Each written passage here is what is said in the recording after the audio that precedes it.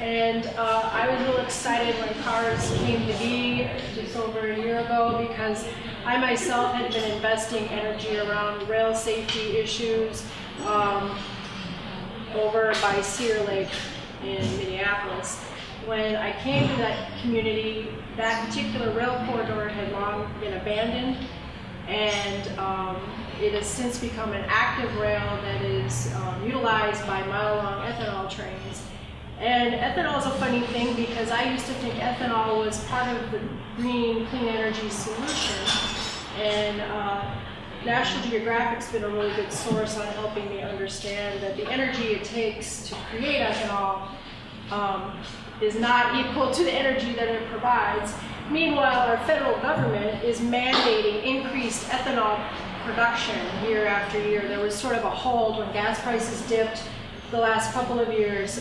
Congress did not increase the ethanol production mandate, but for 2016, the increase is, I think it's at an 18% increase over what the 2015 production is. So what that means is more ethanol mile-long bomb trains. And ethanol is one of these commodities that does not use pipeline. And pipelines are another story, but they're not the solution either, because of the corrosive nature of the oil commodity and the lack of oversight on these expansive pipelines. So the real solution is we need to migrate to something that's more sustainable, and we will get there. But meanwhile, we have to live in the system that we have and make it as safe for us all as we can. And that isn't responding to incidents, although that's very important, and we have the greatest respect for Chief Boyle and the emergency planners and the first responders in our communities. But the real importance, until we transition to a different energy source, is preventing these incidents. And that's where public policy comes into play, because the railroads don't necessarily have the incentives to take the actions that are necessary to prevent some of these derailments that are occurring. The National Transportation Safety Board has predicted, based on statistical analysis of what's moving around our country, that there'll be on average 10 of these incidents every year. And each time we are rolling the dice as to what that means for our community or fellow citizens in other communities across the country.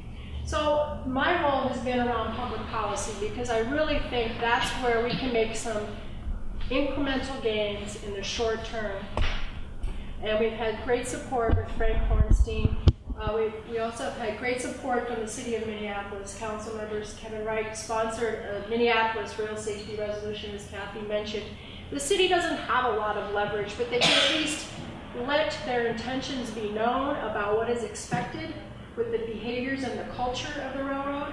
At the state level, we do have some leverage with public policy, and we really, I think, had a strong 2016 legislative year in the state of Minnesota. Unfortunately, the bills didn't get passed, but we'll tee up for next year if it doesn't get knitted into a special session somehow. But there were some really great gains in the legislation at the state level. For example, up until 2 years ago, our state, which has roughly 4,000 miles of railroad track, 700 of which is used for oil transport, and an unknown amount of track, because it's to be studied, that's used for ethanol transport. But 4,000 miles of freight track, we had one railroad inspector for our state for 4,000 miles. So we have additional rail inspectors now, but we need more, and that's one of the pieces of legislation that came out in 2016. We now need to get it implemented. So that's an example of state legislative efforts. And it's making a pitch. It's a fun group. You can plug in as you have time. You can step away if you need to. And it's really kind of an empowering thing, and has, for me, somewhat kind of reinstated a bit of confidence in our democracy.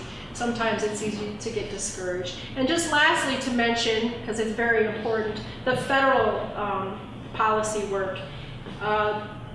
Railroads are very powerful. They fundamentally can do whatever they want to do. They have vast amount of money to spend on lawyers and lobbyists. But even without that, they sort of have the benefit of 1800s law of the land, where because our country was trying to expand, we were trying to migrate west, we were trying to promote commerce and not have antitrust with commodities, and so they were given a lot of latitude in our country's history, and that root is still taking hold, and it's at the federal level where we can hopefully create that balance of power so that the people have the protections that are needed, and that the railroad profits and productivity do not trump our future and our environmental stability.